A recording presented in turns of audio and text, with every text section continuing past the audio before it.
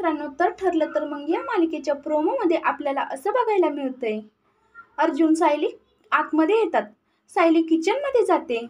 कल्पना आता सायलीचा थोडा रागराग करत असते. पण पलाला माहीत नसते की काही वस्तू कुठे ठेवल्या आहेत. तेव्हा कल्पना म्हणते की अहो, काजूची पेस्ट कुठे ठेवली आहे. तर सायली अर्जुनला म्हणत असते की अहो, काजूची पेस्ट आहे ना, ती डीप फ्रीझरमध्ये ठेवलेली आहे. अर्जुन आणि प्रताप दोघेही हसू लागतात.